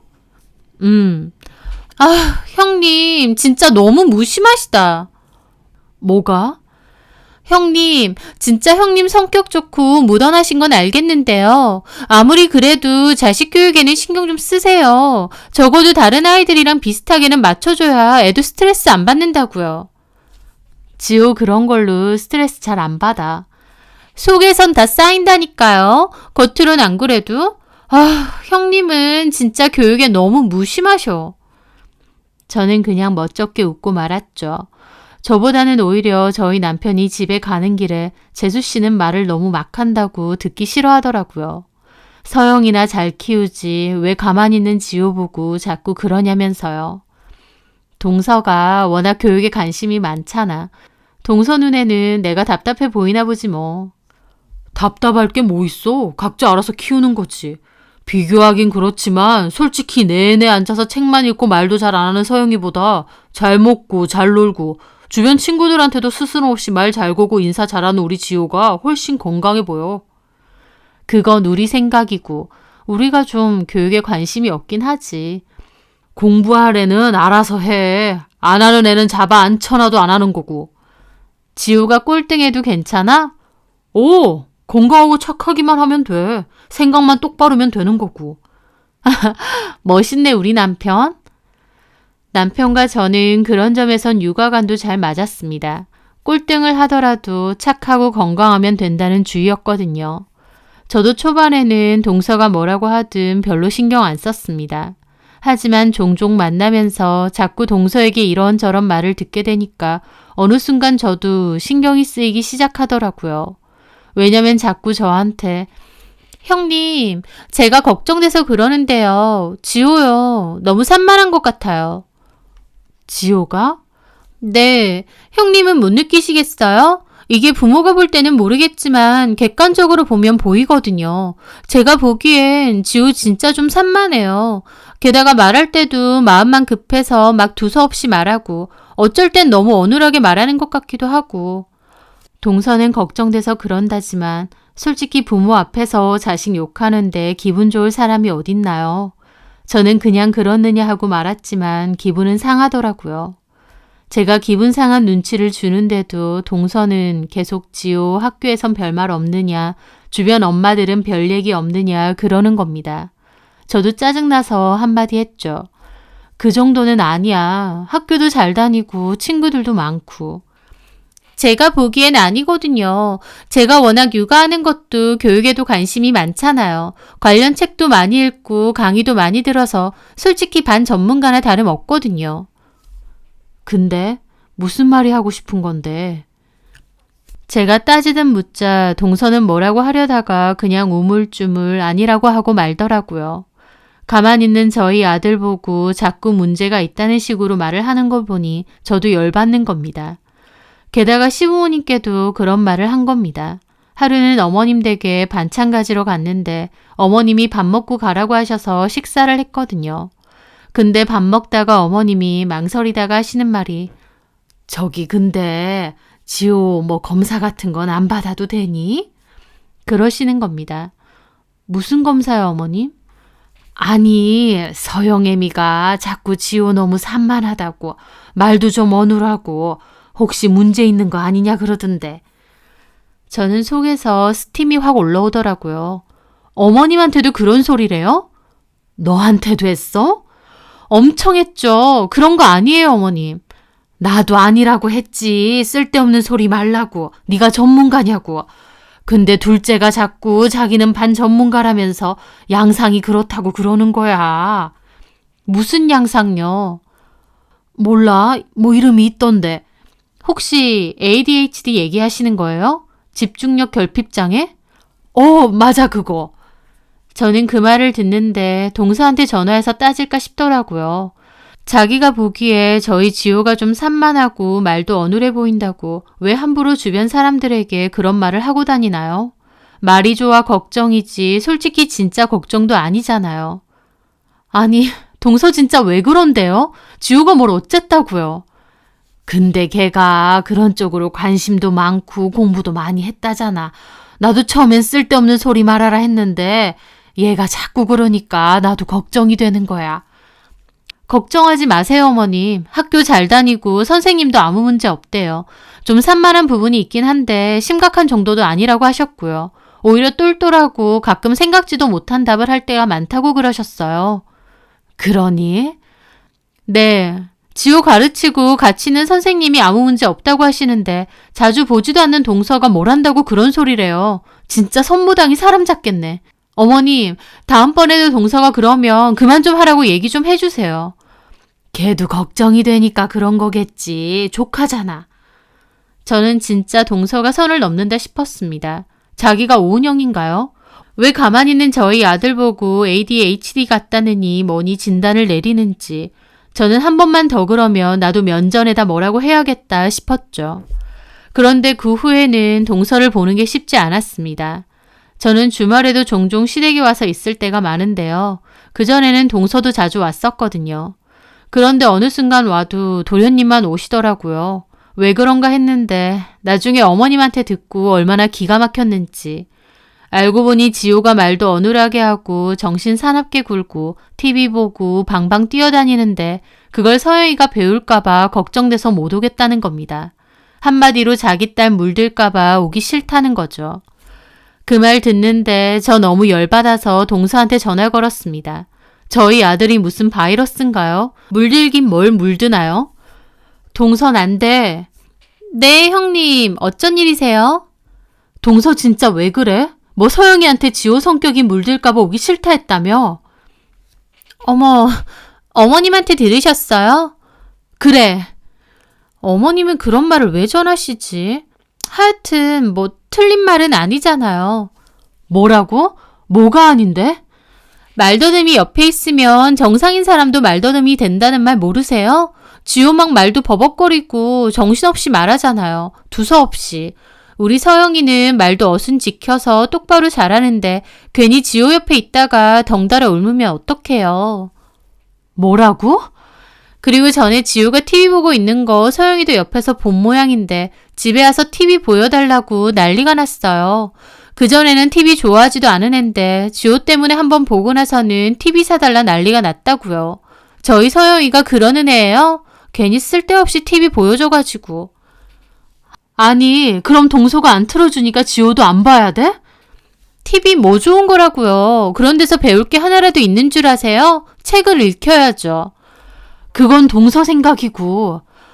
아, 형님은 진짜 무심하신 건지. 형님, 지호가 TV를 많이 봐서 더 산만한 것도 있어요. 기질 자체도 산만한데 정신없는 TV 보니까 더 그런 거라고요. 동서가 뭔데 지호 기질이 산만하고 어쩌고 확정을 짓는 거야? 동서가 전문가야? 형님, 자꾸 반발만 하지 마시고요. 센터 한번 가보세요. 제 말 맞을걸요? 뭐라고? 솔직히 만약 지호가 제가 생각하는 건 맞으면요. 하루라도 빨리 치료받고 약물 치료도 해야 돼요. 하루라도 빨리 받아야 그나마 정상애를 따라갈 수 있다는 거 모르세요? 점점 말 다 했어 정말? 저는 고함을 질렀습니다. 자기가 의사도 상담사도 아닌데 지 마음대로 아주 저희 아이한테 문제가 있다고 확정지어 말하더라고요. 설사 문제가 있다고 해도 부모인 저희가 알아서 할 문제인데 오지랖이 너무 지나치기도 했고요. 좋아, 내가 센터 가볼게. 가서 결과 받았는데 동서 생각하고 만약 다르면 그때 제대로 사과해. 만약 맞으면요? 그럼 내가 동서한테 사과할게. 네. 나중에 저한테 고맙다고는 하지 마세요. 옆에서 이런 거 솔직하게 말해주는 사람이 진짜 고마운 사람인 거예요, 형님. 저는 부글대는 속을 참으며 전화를 끊었습니다. 그리고 정말 주변 엄마들에게 물어봐서 괜찮은 센터로 예약을 잡았습니다. 솔직히 예약을 잡을 때는 동서 때문에 홧김에 잡은 것도 있는데 막상 예약 날짜를 기다리다 보니 정말 동서 말대로 지호의 기질에 진짜로 문제가 있는 건 아닐까 걱정되긴 하더라고요. 요새 워낙 흔한 질병이기도 했고요. 하지만 설사 지호가 그런다고 한다면 또 그런 아이를 이해하고 그에 맞춰 치료를 도와주는 것도 부모의 역할이잖아요. 만약 결과가 그렇게 나온다고 해도 또 그거대로 지호를 위해 노력해야겠다 다짐도 했죠. 그런데요. 상담 결과는 제 생각과 딴판이었습니다. 센터 소장님이 아이 지능 검사를 해보라며 권유를 하시는 겁니다. 소장님이 보시기에 오히려 영재성이 있어 보인다며 확실한 검사를 따로 받아보라는 거였죠. 저는 좀 얼떨떨한 기분이었습니다.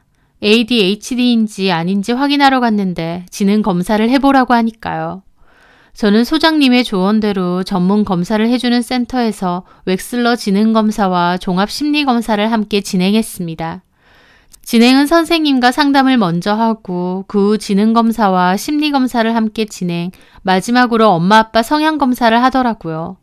그리고 검사 결과는 한 달 정도 뒤에 나온다고 하고요. 그렇게 한 달 뒤 검사 결과 및 상담을 하러 남편과 함께 센터에 방문했는데요. 저희 지호는 웩슬러 지수 140에 0.4% 영재 판정을 받게 되었습니다. 특히나 작업기억 척도에서 굉장히 높은 지수가 나왔다고 알려주시더라고요. 남편이나 저나 얼떨떨했죠. 상담을 하면서 제가 물었죠. 지호는 평소에 좀 산만하고 말도 좀 어눌하게 한다고. 그랬더니 소장님 하는 말이 영재인 아이들은 머릿속에 생각이 워낙 많은데 원인과 결과 말할 때 어리면 그 훈련이 완벽하게 되지 않아서 조리 없이 툭툭 내뱉게 되는 경우가 많다고 했습니다. 그렇다 보니 그냥 보기에는 말을 두서없이 하거나 어눌해 보이고 어설프게 말을 하는 것처럼 보이기도 한다는 거였죠. 영재인 아이들은 머리는 비상하게 좋은데 반해 몸도 마음도 아이기 때문에 그 간극 때문에 스트레스도 많이 받고 예민한 기질이 많다고 하시더라고요. 하지만 저희 지호는 저희가 워낙 풀어놓고 스스럼 없이 키운 탓인지 사회성도 좋은 편이고 긍정적인 기질을 가졌다고 하더라고요. 그 교육 방향과 육아 방향에 대한 피드백도 듣게 되었고 저도 아이의 영재성을 잘 이끌어줄 수 있도록 부모도 공부를 많이 해야 된다는 조언도 들었습니다. 그렇게 뜻밖의 결과를 안고 돌아왔는데 얼마 뒤 어머님 생신이 있어서 시댁에 다 모이게 되었어요. 어머님이 그 전에 전화가 오셔서 검사 결과 들었냐고 하시길래 생신 때 가서 말씀드린다고 했었죠. 그렇게 다 같이 모이게 되었고 그날은 동서도 왔습니다. 저는 동서랑 한판 싸운 탓에 좀 서먹하게 있었죠. 그렇게 식사 도중에 어머님이 검사 결과 나왔느냐 물어보셨어요. 그때 동서 얼굴을 봤는데 내 말 맞지? 라는 표정으로 저를 보고 있더라고요. 그래서 저는 코웃음을 치고는 가방에서 검사 결과지를 꺼냈습니다. 동서가 직접 봐. 뭔데요? 제가 말한 거 맞다고 하죠? 동서는 눈을 반짝이며 제 결과지를 받아들었습니다. 저게 진짜 걱정한 얼굴이 맞나 싶더라고요. 동서는 결과지를 보고 의아해하더라고요. 이게 뭐예요? 웩슬러 검사 결과지. 우리 지호 0.4% 영재래. 제 말에 동서 눈이 왕방울만큼 커졌습니다. 시부모님도 몹시 놀라시고요. 영재? 영재라고 우리 지호가? 네, 그렇다네요. 세상에 웬일이니? 것 봐라. 내가 지호 어렸을 때 공룡 이름 외우는 거 예사롭지가 않다고 했잖아. 어머나 세상에 우리 집안에도 영재가 다 있네. 동서는 놀라서 결과지를 한참이나 보고 있고 옆에 도련님도 거들어서 보고 있더라고요. 동서는 얼떨떨하게 묻더군요. 진짜예요, 형님? 그럼 진짜지 가짜겠어? ADHD가 아니라 영재라고요? 그렇다니까 몇 번 말해. 왜? 동서가 ADHD일 거라고 하곤 했는데 아니라고 하니까 섭섭해? 섭섭하다뇨. 형님 무슨 말을 그렇게 하세요. 그냥 너무 놀라서. 동서는 얼굴이 새하얗게 질려서 결과지만 한참을 보고 있더라고요. 이제 나한테 사과 안 해? 네? 동서가 말한 거 아니면 사과한다며. 제 말에 어머님도 동서한테 뭐라고 하시더라고요. 너는 참 주책이다. 네가 전문가도 아닌데 왜 가만히 내보고 문제가 있니 없니 그래? 아니, 저는 워낙 지호가 산만하니까. 산만하긴 뭐가 산만해. 저 나이 때 애가 다 그렇지. 애가 풀 죽어서 가만히 있으면 그게 정상이야? 그래, 너 너무 서영이를 가둬놓고 키워. 애가 좀 나가서 놀고 그래야지. 허구한 날 책책책 적당히 해야지. 책 읽는 게 얼마나 좋은데요. 그러는 너는 읽어? 너 영진이한테 들으니까 학교 다닐 때 공부도 그렇게 잘한 거 아니라며. 근데 왜 서영이는 그렇게 잡느냔 말이야. 어머님의 말에 동서 얼굴 시뻘개져서 도련님 노려보더라고요. 도련님도 민망한 얼굴로 반찬만 뒤적이고요. 아니, 엄마가 물어보시길래. 애 그만 잡고 그렇게 공부가 좋고 책이 좋으면 네가 해. 저도 같이 해요. 그리고 지호가 영재면 영재지. 왜 가만히 있는 서영이한테 그러세요? 서영이한테 그러는 게 아니고 너한테 그러는 거야. 하여튼 유난스러워가지고. 어머님! 동서는 얼굴 빨개져서 울 듯한 얼굴이더라고요. 저는 옆에서 어쨌든 사과는 하라고 했어요. 동서는 입이 대빨 나왔습니다. 알겠어요, 형님. 죄송하네요. 됐죠? 솔직히 형님 입장에선 좋은 거 아니에요? 저 때문에 검사했고 지호 영재인 것도 알았잖아요. 저 아니었으면 형님 성격에 검사나 해봤겠어요? 동서한테는 애가 영재인지 아닌지 너무 중요하겠지만 나는 아니거든. 애가 영재성을 띠고 있어서 그걸 발전시켜 주는 것도 부모의 역할은 맞겠지만 나는 일단 우리 지호가 실컷 놀고 건강하고 행복한 게 제일 중요해. 영재면 어떻고 아니면 뭐 어떡할 거야. 네. 형님이 제일 잘나셨네요. 형님 말하는데 어디서 믿고 와? 왜 저한테만 그러세요?